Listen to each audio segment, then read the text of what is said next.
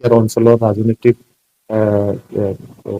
সুৰক্ষাৰ কাৰণে বা ভৱিষ্যতৰ ৰাজনীতিৰ কাৰণে দুইটা দলৰে ভালৰ কাৰণে আলোচনা বিলোচনা চলি আছে। বহুত লানি আলোচনা হৈ গ'ল। এই আলোচনাবোৰ এটা একদম পজিটিভ দিশত আগবাঢ়ি আছে। এতিয়া মাজতে যি চিডলি ইলেকশ্যন আহিছে, এই চিডলি ইলেকশ্যনতে ইলেকশ্যন মানে অহাৰ কাৰণে কিছুমান আমাৰ এতিয়া আলোচনাত মানে কিবা হৈ আছে। গতিকে ফিউচাৰত আকৌ এতিয়া আলোচনাটো মানে আৰম্ভ হ'ব আৰু আগুৱাই যাব, এইটো মই কামনা কৰোঁ। যিহেতু বহুত পজিটিভ দিশত গৈ আছিলে, ফিউচাৰতো এইটো পজিটিভ দিশত লৈ গৈ এটা লজিকেল এটা কনক্লুজন হ'ব বুলি মোৰ এতিয়াও আশা আছে। ইয়াৰে মাজত আমাৰ কিছুমান নেতাৰ যি বক্তব্যবিলাক ওলাইছে, এইটো ক'ব গ'লে বহুত আকৰ্ষণীয়। যিবিলাক আলোচনাত জড়িত আছে, আমাক মানে জনাইছে যে ডিছকাশ্যনটো বহুত পজিটিভ দিশত আগবাঢ়িছিলে। এতিয়া মাজতে যে আমাৰ ইলেকশ্যন অহাৰ কাৰণে এইটোতো চব আমি আলোচনাত কোনো কণ্ডিশ্যন বিচৰা নাই।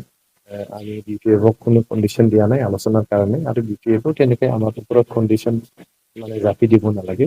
কোনো কণ্ডিশ্যন নোহোৱাকৈ আমি এতিয়া আলোচনা কৰিব লাগে। আমি দুইটা দলৰে ভালৰ কাৰণে ফিউচাৰত এটা আমি মানে আলোচনাটো লৈ নিব লাগে। কাকবা এৰা কাকবা লোৱা এইটো আলোচনাৰ উদ্দেশ্য হ'ব নালাগে। আৰু আমাৰ যিহেতু চৰকাৰ চলি আছে, মই আগতো স্পষ্ট কৰি দিছো যে আমাৰ বিজেপি আৰু UPPৰ যে এলায়েন্স BTR-ত মানে 2025 চনলৈকে চলিব। অসমৰ যে আমাৰ চৰকাৰ চলি আছে UPPL, BJP আৰু UJP, এইটো চৰকাৰ আমাৰ 2026 চনলৈকে চলিব আৰু আমাৰ UPPL সমৰ্থনটো থাকিব।